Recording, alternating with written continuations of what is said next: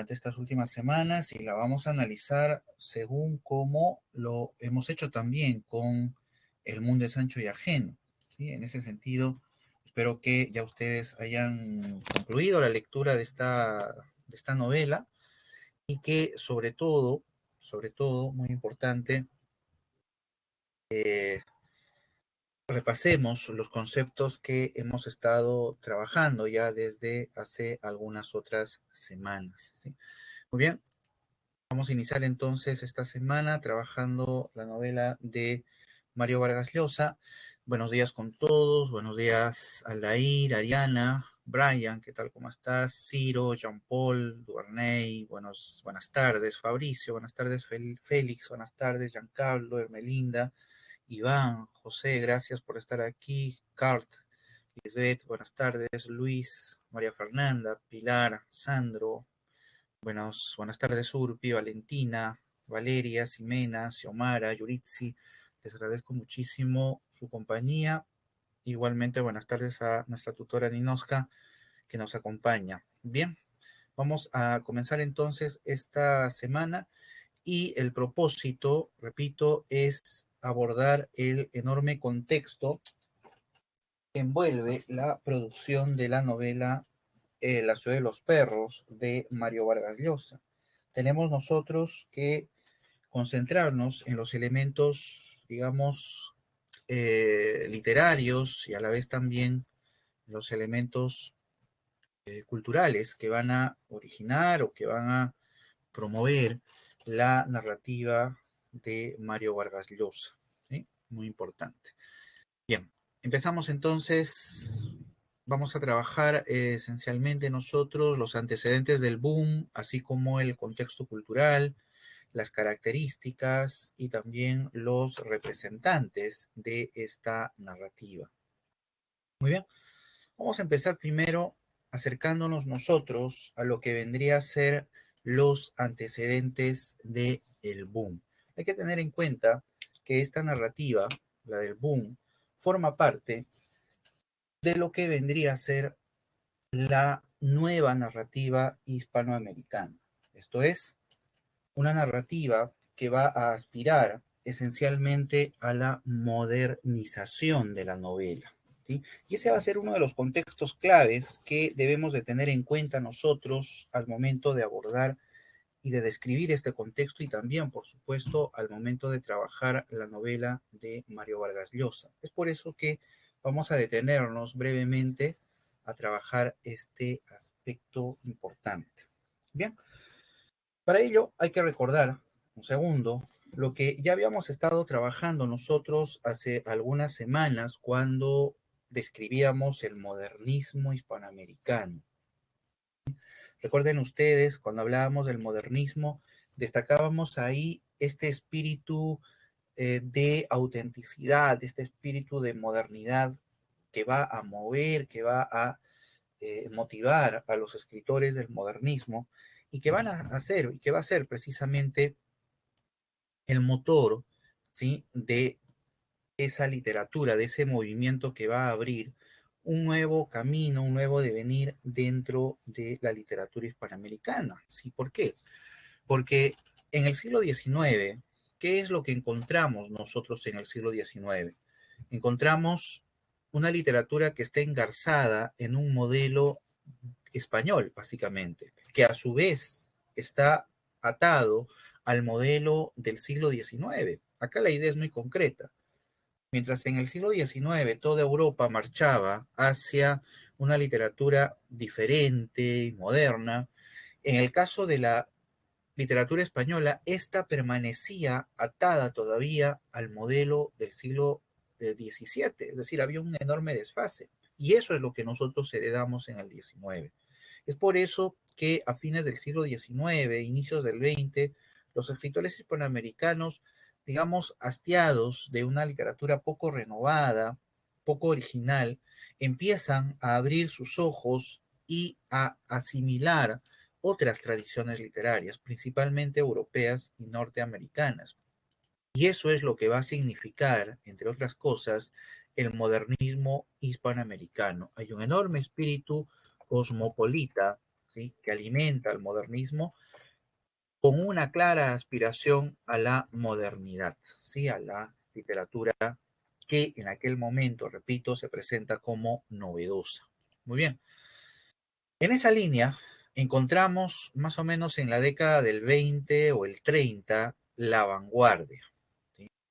La vanguardia, como ustedes recordarán, va a surgir en Europa a inicios del siglo XX enarbolando dos posturas claramente distintivas de la vanguardia. Uno es el espíritu de innovación, es decir, toda vanguardia lo que busca es lo nuevo, ¿sí?, lo novedoso, lo original, y esa innovación se va a construir sobre la base de la experimentación.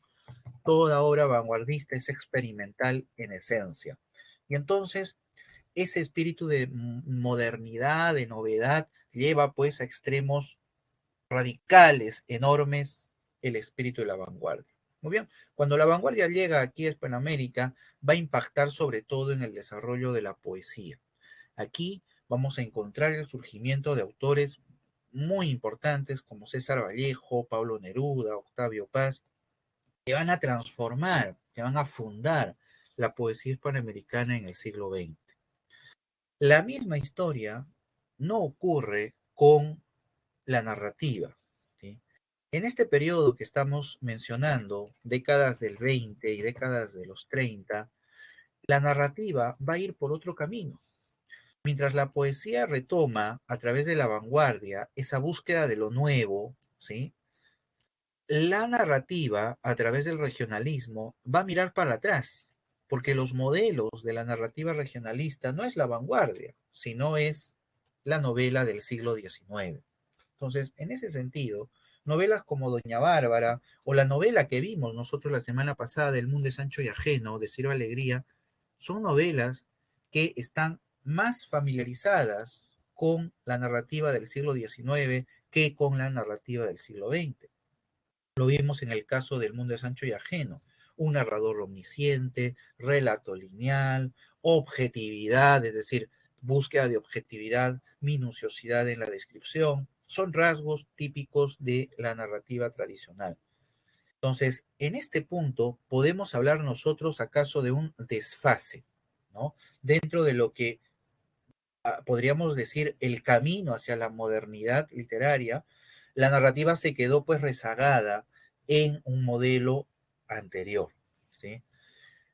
Eso, ese fenómeno, ese desfase, mejor dicho, va a terminar entrada la década de los 40 y los 50, cuando surjan una serie de escritores que van a integrar y representar lo que conocemos como la nueva narrativa hispanoamericana, ¿sí?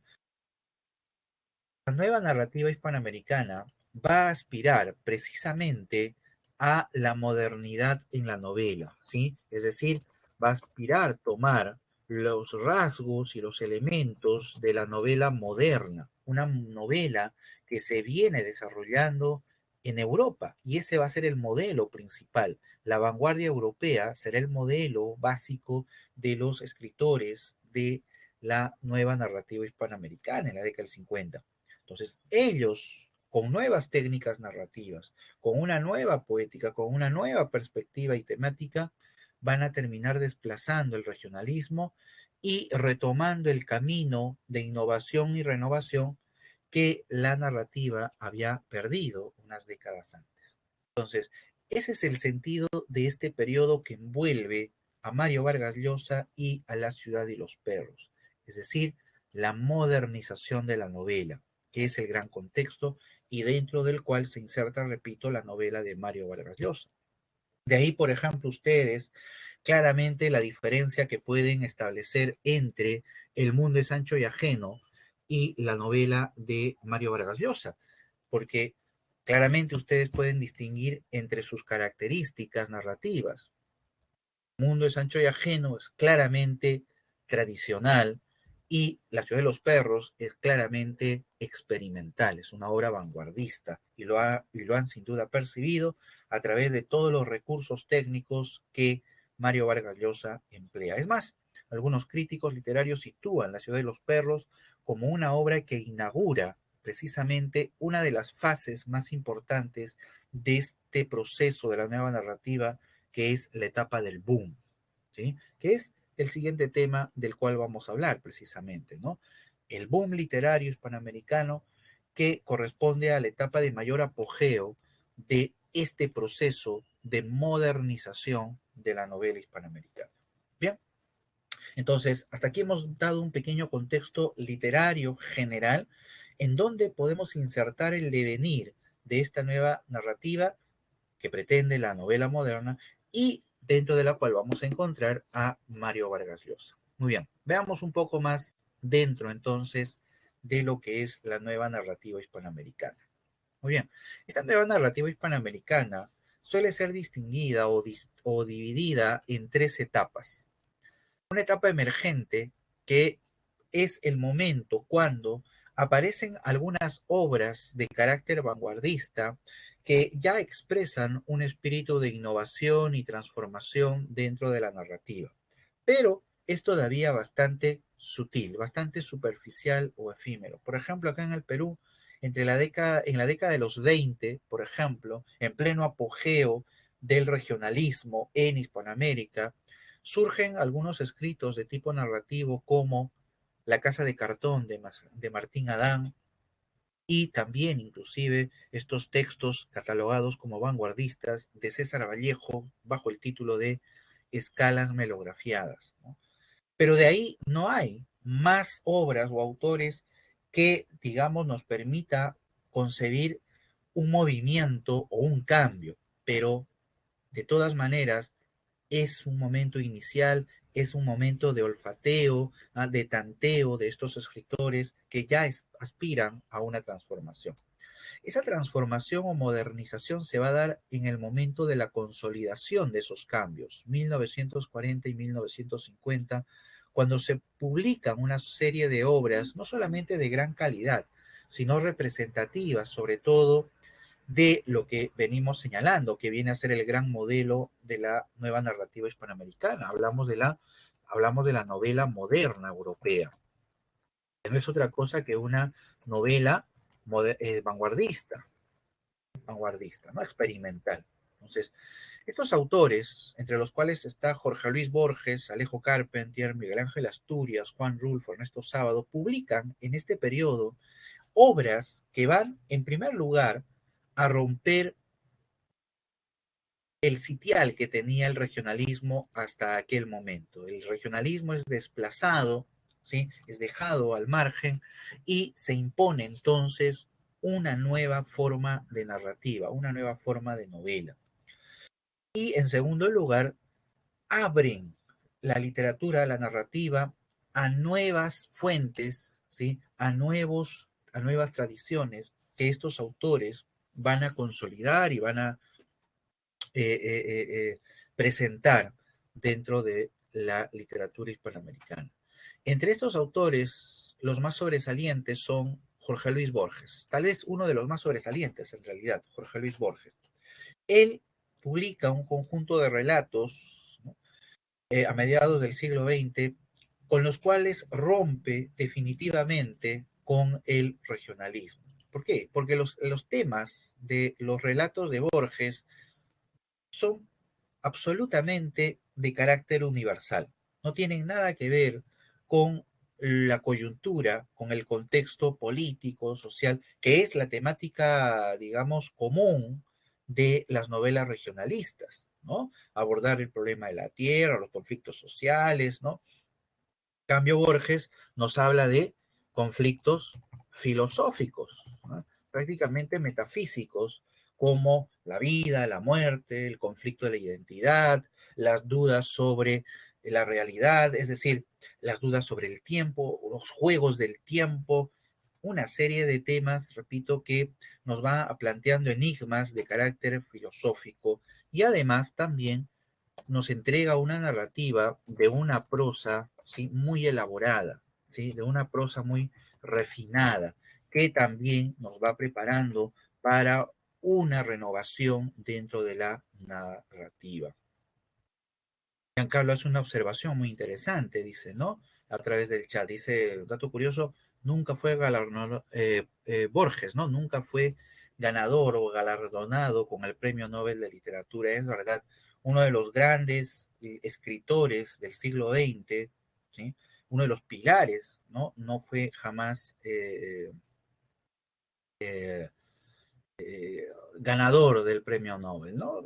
Hay muchas teorías sobre eso, la más consistente tiene que ver con el hecho de que la ideología o el modo de pensar de Jorge Luis Borges no era, pues, digamos, muy simpática para la academia del Nobel y por eso siempre terminó siendo postergado, ¿no? Jorge Luis Borges. Bien, pero nadie le quita la gran importancia de ser el autor que está detrás de todos los demás escritores de la literatura del boom, de Vargas Llosa, de García Márquez, de Carlos Fuentes, de Julio Cortázar. Detrás de ellos está siempre Jorge Luis Borges. Otros dos autores muy importantes dentro de esta etapa de consolidación y que van a darle un sitial a esta nueva narrativa son Alejo Carpentier y Miguel Ángel Asturias. Estos dos escritores, sobre todo el primero, Carpentier, va a desarrollar una temática novedosa y muy significativa dentro de esta nueva novela. Estamos hablando del realismo mágico o también denominado lo real maravilloso, ¿no? Lo real maravilloso. Es tan significativo este detalle que va a distinguir, repito, la nueva narrativa. Tengan ustedes en cuenta, ¿sí? Tengan ustedes en cuenta que la narrativa anterior, la narrativa regionalista, ¿sí? Es una narrativa que marca una distancia con respecto al pensamiento mágico, al pensamiento mítico, que es lugar común dentro de nuestra realidad hispanoamericana. Como ejemplo, recuerden ustedes la novela El mundo es ancho y ajeno. La clase pasada revisamos la figura del narrador y ahí claramente distinguimos esta actitud escéptica, desconfiada del narrador frente a las creencias de los comuneros. Y eso lo encontramos en cualquier novela regionalista, en Doña Bárbara de igual manera, ¿no? Esa confrontación de Doña Bárbara con Santos Luzardos, barbarie y civilización, entraña también un distanciamiento de las creencias, porque si Santos Luzardo representa la civilización, el mundo urbano, la razón, Doña Bárbara, recuerden, es un personaje que sabe de magia negra, sabe de hechicerías, sabe de creencias, de magia. En ese sentido, ese mundo, digamos, mágico de creencias, ese pensamiento es visto de manera negativa, ¿no? Entonces, eso es lo que viene detrás, ese es el regionalismo, ¿sí? Entonces, la nueva narrativa va a plantearnos una lectura diferente, yendo en contra de esa mirada, repito, distante del regionalismo. Lo que hace esta nueva narrativa es incluir ese mundo dentro de la representación de la novela. De tal manera que, como lo señala Alejo Carpentier, nuestra realidad, dice él, está constituida sobre la base precisamente de esa combinación del mundo occidental y del pensamiento mítico. Y eso es lo que él intenta reproducir dentro de sus escritos. El reino de este mundo, que es una de las primeras novelas de Carpentier, es todo un ensayo de lo que él mismo denomina como lo real maravilloso, y que será pues sin duda una de las grandes bases sobre la cual García Márquez va a escribir esta famosa novela Cien años de soledad, ¿no? Que es todo un símbolo del realismo mágico. Y tal vez este concepto nunca hay que olvidarlo porque es uno de los principales aportes de la narrativa hispanoamericana al mundo. No olviden, como lo estamos diciendo, esta narrativa, esta nueva narrativa, digamos, una actualización de nuestra novela, ¿no? Porque toma los modelos de la vanguardia europea y entonces resulta siendo, repito, una actualización. Pero también presenta grandes innovaciones y aportes a la literatura universal. Uno de ellos es precisamente el concepto del realismo mágico. Otro autor muy importante dentro de esta etapa de consolidación es Juan Rulfo, ¿sí? Autor de una novela que tienen que leer. tienen que leer Pedro Páramo, una novela delgadísima, pero que en sí contiene toda la literatura moderna del siglo XX. Es una novela tremendamente experimental, es una novela en la que el autor emplea muchas estrategias narrativas y se convierte en uno de los puntos iniciales de la gran renovación literaria a mediados del siglo XX.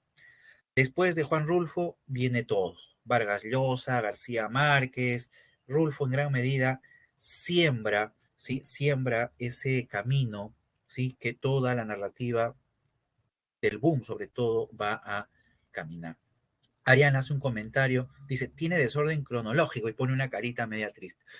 Sí, justo sobre eso vamos a comentar en un segundo, ¿no? Que tiene que ver con este tipo de novelas. Yo estoy seguro que muchos de ustedes se habrán acercado a novelas como la que hemos leído de Mario Vargas Llosa, ¿no? O de García Márquez, ¿no? El amor en los tiempos del cólera, o Cien años de soledad, o el texto mismo de Pedro Páramo, ¿no? Lo habrán leído. Yo cuando leí la primera vez Pedro Páramo enloquecí, ¿no? A la segunda lectura tuve que agarrar una hoja de papel y hacer un mapa, y tuve que hacer el mapa como 3 veces para poder entender la novela. Casi algo muy parecido, ¿no?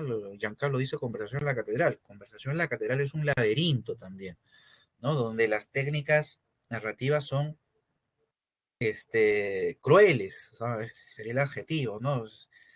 En el caso de la ciudad de los perros es bastante experimental y es bastante tierna la manera como emplea todos los recursos, pero en Conversación en la Catedral es asesino el narrador. Pero volviendo al punto por donde nos estamos desplazando en esta primera parte de la exposición, todos estos autores son los que van a abrir el camino. Esa es la importancia. Abren el camino en este proceso de modernización de la novela hispanoamericana. Un camino que va a encontrar su plenitud en la década de los 60 y 70 con el llamado boom hispanoamericano, ¿sí? Ahí es donde vamos a encontrar nosotros a Mario Vargas Llosa, el autor de la novela que nos compete a nosotros. Entonces, hasta acá, antes de seguir con el boom, hasta acá, vale destacar entonces algunos elementos que nos pueden ayudar a acercarnos a la ciudad y los perros. Uno, su significado. Para algunos críticos, inclusive la novela es la que inaugura el boom hispanoamericano, ¿sí?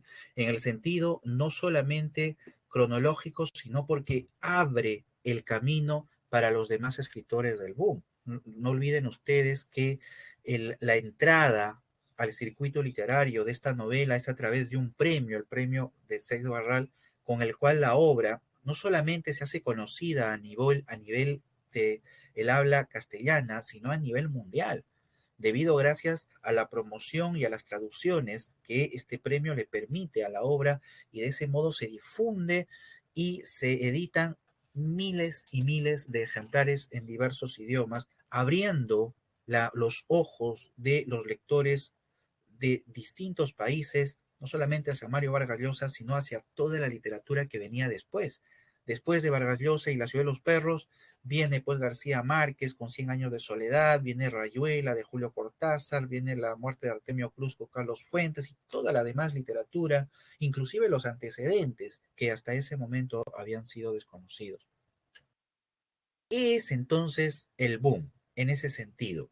El boom es básicamente un fenómeno editorial, ¿sí? Es decir, tiene que ver, por supuesto, con el proceso de modernización, es parte de ese proceso de modernización de la novela, pero esencialmente el boom se refiere a este auge impresionante de publicación de obras y de llegada de las mismas obras, de las mismas novelas hispanoamericanas. Para explicarlo de otra manera y con una anécdota, sucede lo siguiente. En la década de los 30, 40, la literatura hispanoamericana era absolutamente desconocida en Europa. Nadie nos leía. ¿Por qué? Por una cuestión que se puede explicar de esta manera. En ese periodo, 30, 40, la literatura, como lo estuvimos viendo hace un momento, está representada principalmente por el regionalismo, una novela que toma sus modelos del siglo XIX. Pero ¿qué es lo que sucede en Europa? En Europa estamos en plena vanguardia, en plena narrativa de vanguardia. Entonces los lectores están muchísimo más interesados en leer autores como James Joyce, como Marcel Proust, Hemingway, William Faulkner, que andar leyendo a Rómulo Gallegos con una novela como Doña Bárbara, que toma modelos del siglo XIX. O sea, ahí es donde ocurre ese desfase. Cuando aparecen autores como los que hemos mencionado, Borges, Carpentier y los que están ustedes viendo ahora, inmediatamente los lectores europeos miran hacia ellos, porque son autores que han asimilado esos modelos de la vanguardia narrativa, y no solamente eso, sino que han creado un propio discurso original con innovaciones importantes a nivel técnico y también a nivel temático. Recuerde lo que hace un segundo hablé del realismo mágico, es uno de los grandes aportes de la narrativa hispanoamericana al mundo. Entonces, es eso lo que va a provocar el gran atractivo, la apertura de los mercados, la enorme recepción de estas novelas que se va a traducir en una explosión. El nombre boom es una onomatopeya que alude figurativamente a la explosión editorial que significó, ¿sí?, la llegada de estos escritores a las estanterías de todo el mundo, ¿sí?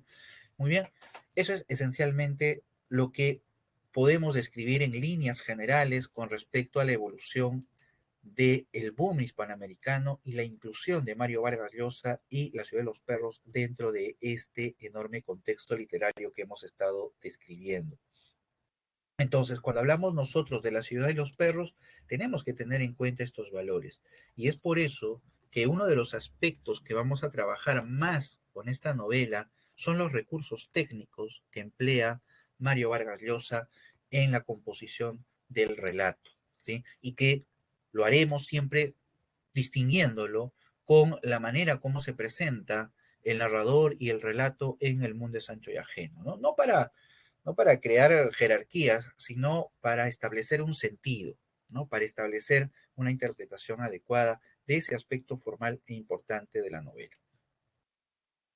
Muy bien, entonces con esto terminamos una primera parte de la exposición de hoy, que consistió en revisar el contexto literario donde encaja Mario Vargas Llosa y la novela que vamos a trabajar, ¿no?, dentro de este proceso de modernización. Muy bien, veamos ahora otro aspecto que también nos puede ayudar dentro del proceso de interpretación y análisis de La ciudad de los perros. Viene a ser lo que vamos a llamar el contexto cultural del boom hispanoamericano, porque el boom, todo lo que envuelve, no es simplemente un fenómeno literario, es también la consecuencia y la expresión de los cambios sociales y culturales, inclusive políticos, que está atravesando Hispanoamérica a mediados del siglo XX, en ese proceso de modernización que va a ser pues la gran utopía del mundo hispanoamericano durante el siglo XX. Vamos a mencionar entonces algunos aspectos, repito, que contribuyen a esa imagen de el boom.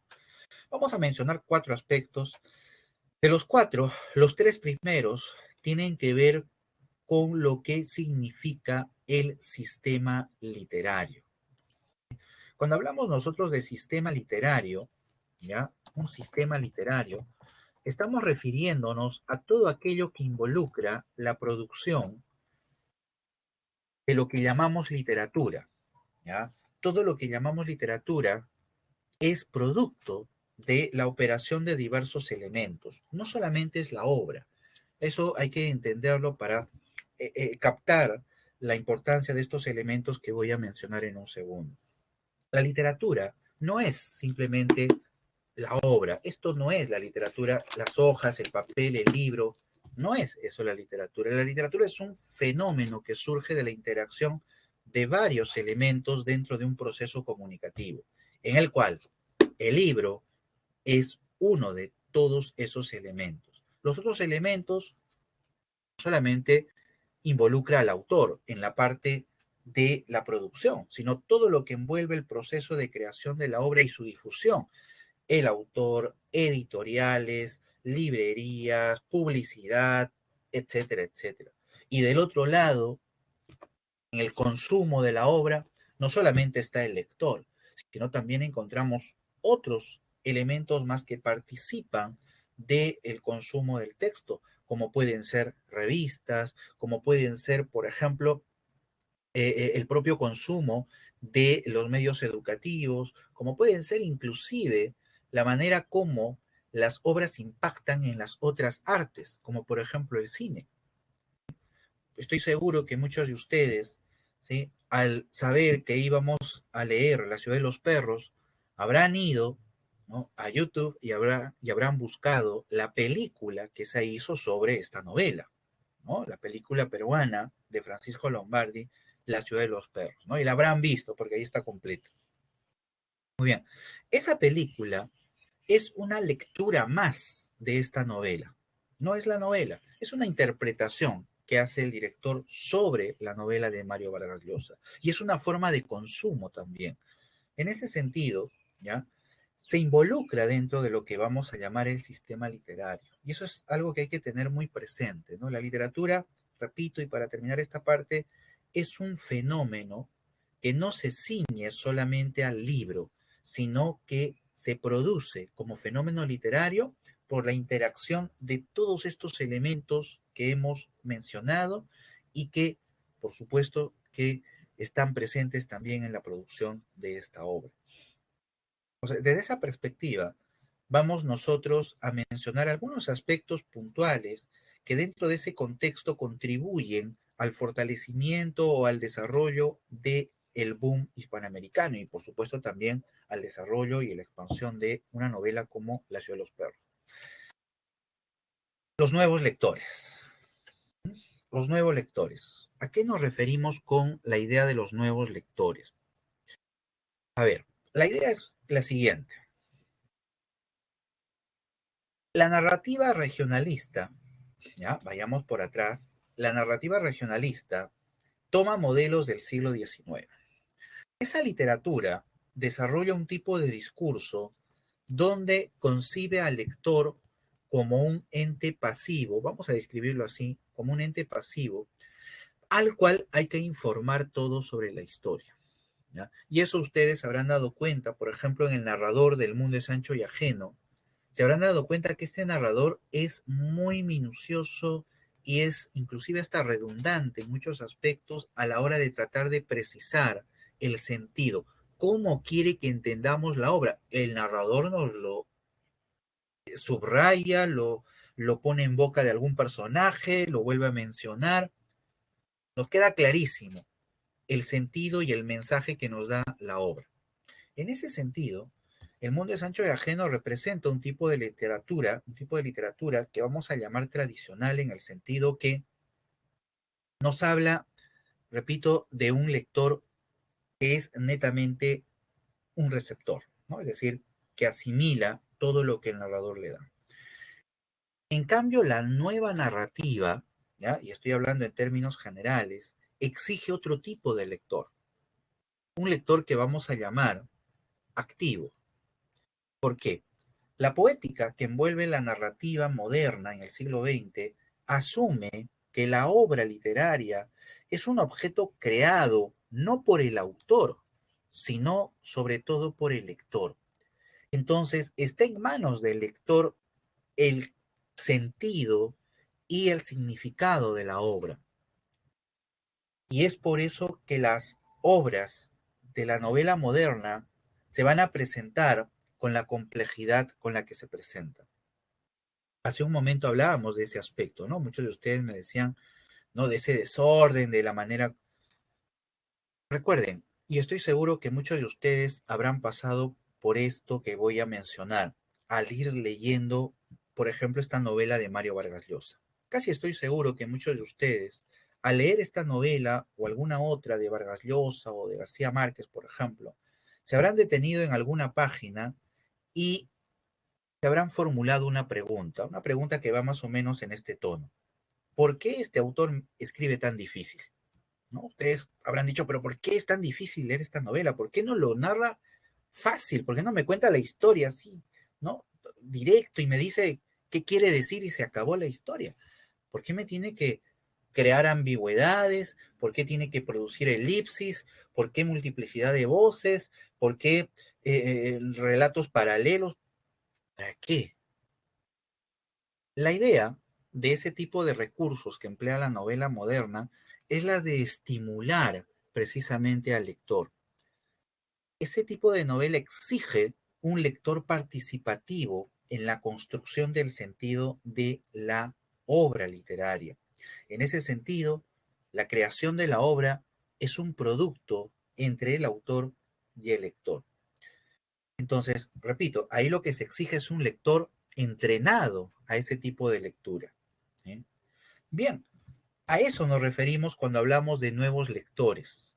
A inicios del siglo XX no hay ese tipo de lectores en Hispanoamérica. Lectores que están más acostumbrados a una narrativa decimonónica y que son más pasivos y que por lo tanto esperan que el narrador les cuente toda la historia, están cómodos con narradores del regionalismo. ¿Ya? Tal es así, permítanme contar esta anécdota, aunque viene de la poesía, pero tal es así, por ejemplo, que cuando Vallejo escribe Trilce, nadie lo entiende acá.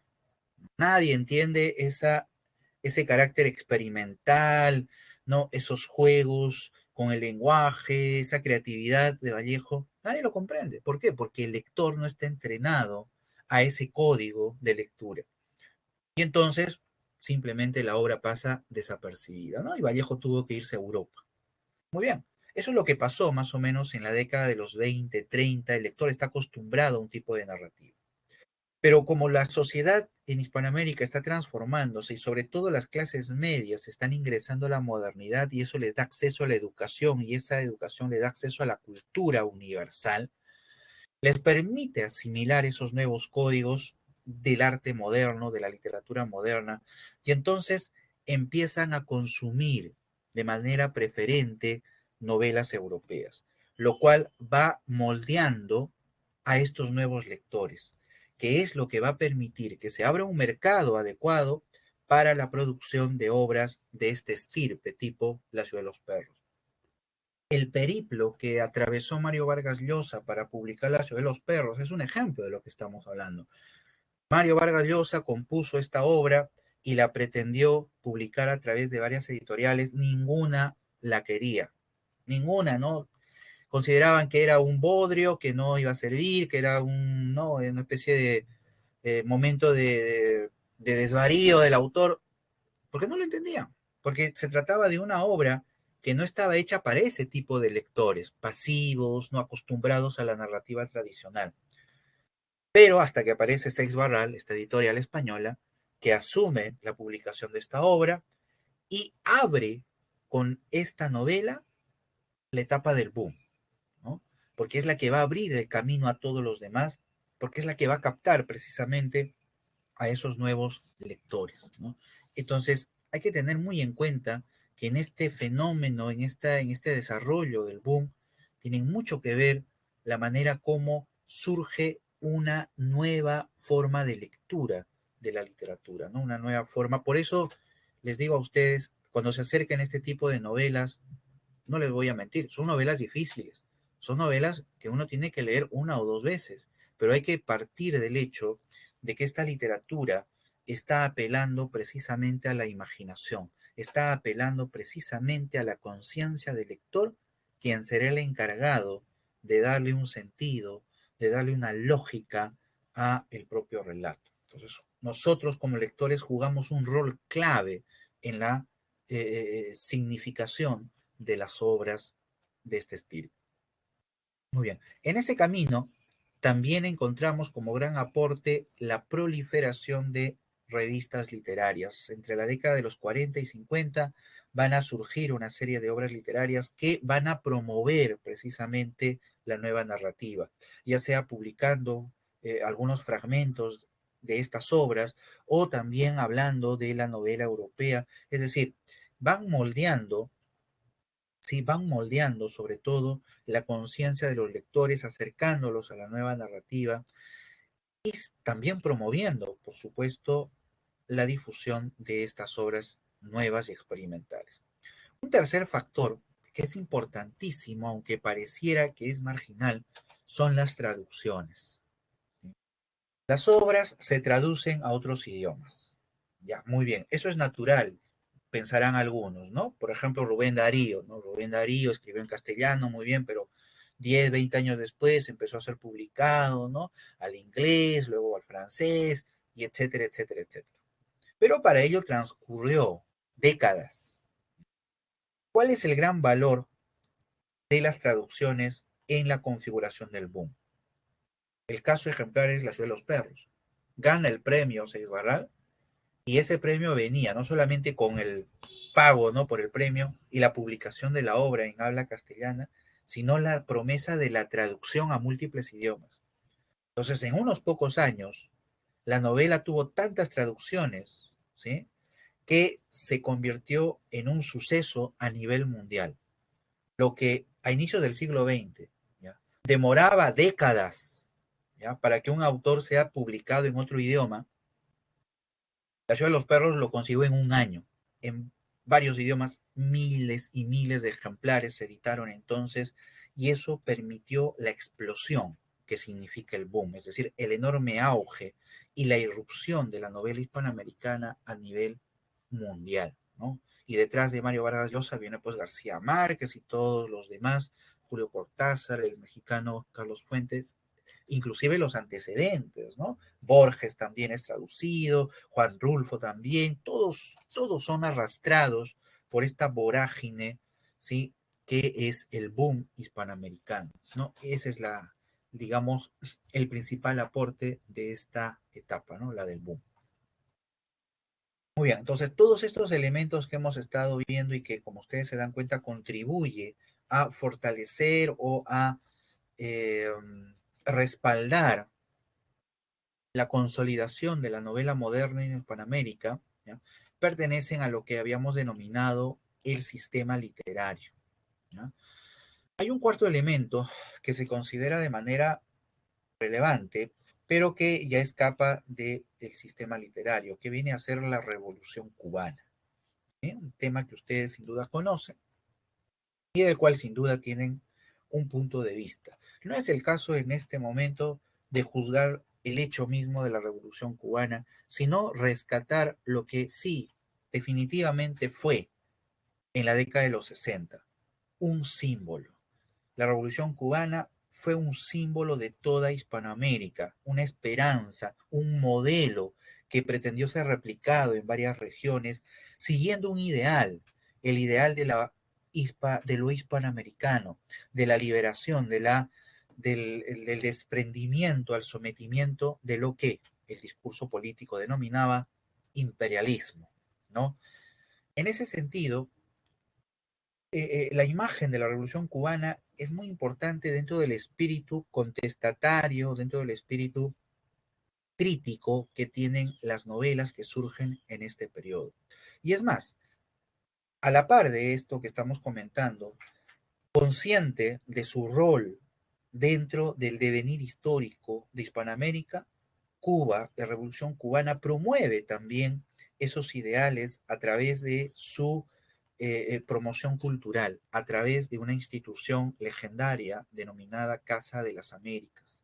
Esta institución va a financiar a través de concursos y premios y demás formas a escritores, ¿no? Que van a desarrollar precisamente esta línea que se va a cuajar en la conciencia o en el proyecto de hispanoamericanismo, ¿no? La concepción de una identidad hispanoamericana, que va a ser el gran, digamos, tema de la literatura, de la crítica literaria también, de los estudios sociales que se van a desarrollar sobre todo entre la década de los 60 y los 70, y dentro de los cuales va a estar también Mario Vargas Llosa, ¿no? El joven Mario Vargas Llosa, el Vargas Llosa de La ciudad de los perros, de Conversación en la Catedral, es un personaje que siente una simpatía, ¿verdad? Una identificación con la Revolución Cubana y todo lo que representa en cuanto a ideales.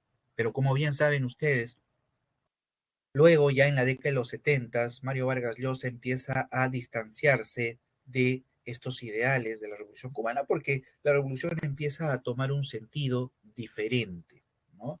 y empiezan a develarse una serie de conflictos hasta que al final, ya entrado los 80, Mario Vargas Llosa rompe definitivamente con esa etapa y se va a ubicar inclusive en una postura bastante crítica a los ideales de la revolución. Pero esa es ya una historia diferente en el mundo de Mario Vargas Llosa. Estamos en la ciudad de los perros y esta obra, repito, responde a ese contexto, aunque la novela, claro, ustedes que la han leído se han dado cuenta, no desarrolla como tema central un discurso político, ¿no? La novela es esencialmente una visión sociológica, digamos, sobre la realidad urbana del Perú, de Lima, ¿sí?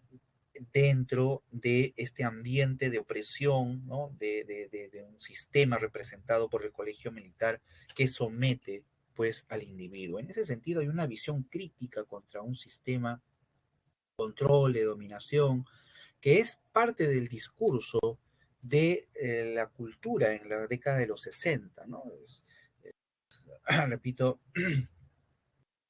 parte de todo el ambiente intelectual de la década de los 60, ¿no? En la introducción que les puse antes de iniciar la clase, las letras aludían precisamente a esos cambios, ¿no? De la cultura occidental en la década de los 60. Muy bien, entonces todos estos elementos contribuyen también al fortalecimiento y al sentido del boom.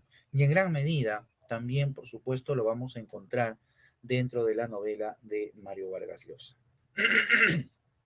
Muy bien, con esto terminamos entonces lo que corresponde a los contextos que envuelve la producción de La ciudad de los perros. Hemos visto el contexto literario, dentro del cual la novela, conjuntamente con otras, representan el auge de la modernización narrativa, ¿no? Y especialmente La ciudad de los perros es el punto de inicio de esa enorme modernización y que va a inspirar sobre todo el boom literario.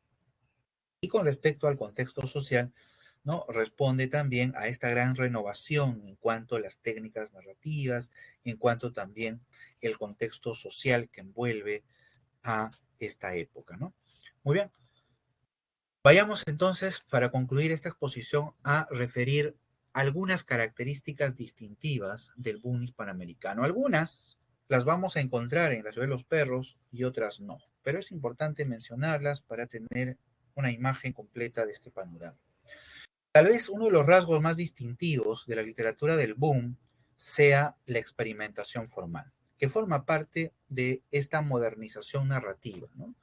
Básicamente, la experimentación formal tiene que ver con asimilar las diversas técnicas o recursos literarios representativos de la novela vanguardista europea.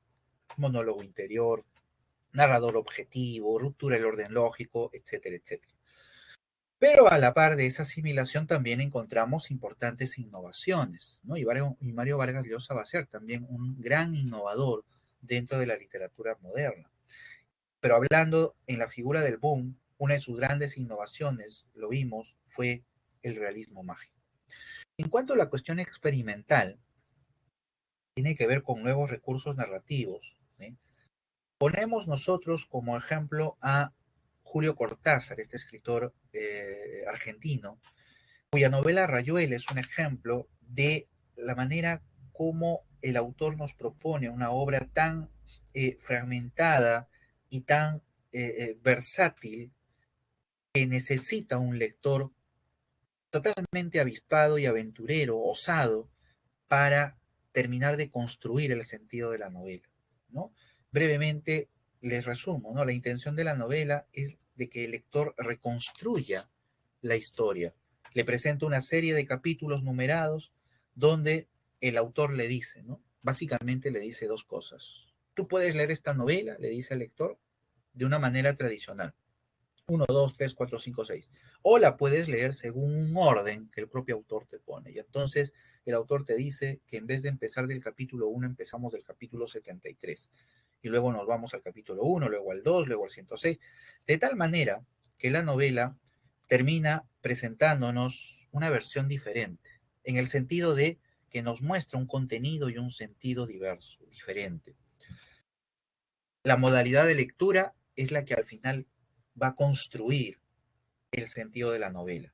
Y esa es la esencia que nos propone Rayuela. Y lo que está detrás también de La ciudad de los perros, ¿no? Recuerden ustedes, han estado leyendo sin duda la novela, ¿sí? Hay varios elementos que el autor nos propone y que son, estímulos para el lector, ¿no? La ambigüedad del personaje, ¿no? La presencia de Teresa, esa voz que habla y que no sabemos quién es sino hasta el final de la novela, ¿sí? Esos quiebres, de pronto estamos en una escena y nos manda, ¿no? Esos vasos comunicantes que de pronto nos manda a otra escena, son recursos con los cuales la novela está estimulando al lector, ¿no? Estimulándole sobre todo su imaginación. Muy bien, en ese aspecto entonces vamos a analizar también la novela La ciudad de los perros. La innovación en el lenguaje es otra característica de la nueva narrativa hispanoamericana. ¿En qué consiste? Es la experimentación verbal, ¿sí? Es decir, es una actitud lúdica con respecto a las palabras, ¿no? Neologismos, alteración de los términos, eh, creación de palabras, un nuevo léxico. Ese es un rasgo que vamos a encontrar nosotros muy presente en esta narrativa. ¿Por qué? Porque sus orígenes son vanguardistas y en ese sentido la experimentación lingüística es distintiva. Pero en el caso de Vargas Llosa no lo vamos a encontrar en ninguna de las líneas de todos sus libros. Vargas Llosa no va por ese lado. Vargas Llosa es esencialmente un autor de vanguardia, pero en un plano narrativo. Sí, en lo lingüístico, Vargas Llosa es bastante clásico, bastante sometido a las normas. Otro aspecto es el tratamiento de los problemas sociales. Eso sí es definitivo. En La ciudad de los perros lo vamos a ver, ¿sí? Sobre todo a través de los personajes y los diversos contextos que vamos a encontrar, ¿no? La variedad de personajes que representan, por ejemplo, diversos estratos sociales en la novela, la manera como interactúan, y no solamente en el aspecto social, sino también en otros niveles, ¿no? Institucional, por ejemplo, con respecto a las jerarquías, al sistema militar en el colegio. Todos esos elementos los vamos a encontrar nosotros y que envuelven conflictos sociales. La novela es un gran retrato de la sociedad peruana. Ese es también el propósito de La ciudad de los perros, ¿no? El colegio es una alegoría. El colegio es una alegoría que nos invita a reflexionar en torno a una sociedad que es la que está fuera de las paredes de ese colegio, ¿no? Y que es retratada por la historia que nos presenta. Muy bien, entonces por ahí vamos a ingresar también a La ciudad de los perros, lo vamos a analizar con profundidad. Y el realismo mágico, que viene a ser otra característica de la nueva narrativa distintiva, ¿no? Una característica distintiva, pero de la cual Mario Vargas Llosa no participa, ¿no? Ninguna de sus novelas, ¿ah? Ni para nada, ni por coincidencia, asume una postura o una perspectiva de realismo mágico. Por el contrario, como lo veremos la siguiente semana, Mario Vargas Llosa es un narrador que pertenece al realismo, ¿no? Gustavo Flaubert, el padre del realismo francés, es el gran modelo que Mario Vargas Llosa va a seguir en ese aspecto, ¿no? En el aspecto de la búsqueda de objetividad en la representación. Ya la siguiente semana vamos a ahondar sobre ese tema. Muy bien, con esto concluye mi exposición. Espero que estos elementos nos ayuden a ubicarnos dentro de un contexto para leer e interpretar con detalle la novela que nos toca ahora trabajar, ¿no? La ciudad de los perros. Muy bien, quisiera saber si ustedes tienen alguna pregunta, alguna duda. Nos queda un par de minutos, por ahí podríamos resolver alguna duda, no solamente sobre la ciudad de los perros, ojo, también tengan en cuenta ustedes que este domingo, ¿no? El domingo es el día del examen, así que, el tercer examen, así que hay que tener también fresco El mundo de Sancho y ajeno, ¿no? Que va a ser evaluada también en ese examen. Muy bien, les presento a ustedes las claves de la semana 14, por favor apúntenlas, tenganlas en cuenta, y también les presento la encuesta semanal que nos piden brindarles a ustedes. Recuerden, por favor, lean bien las preguntas del examen, no marquen ¿ah? A la primera. Tengan en cuenta que si hay alguna pregunta sobre el mundo de Sancho y ajeno, esta, ¿ya? Considera que el alumno ha leído toda la novela, ¿ah? O sea, la pregunta es sobre toda la novela. Se supone que se ha trabajado la obra en sus aspectos y entonces las preguntas van a inquirir sobre cualquier aspecto de la novela. Entonces hay que leerla, siempre es bueno un repaso que nos permita, ¿no? Que nos permita pues tener claro esos puntos. Muy bien, vamos a concluir entonces nuestra reunión. Les agradezco muchísimo a ustedes sus comentarios, su presencia y nos estamos viendo la siguiente semana. Sí, les agradezco muchísimo. Por favor, cuídense mucho, cuiden a su familia y cuidémonos todos sobre todo. Nos vemos. Hasta luego.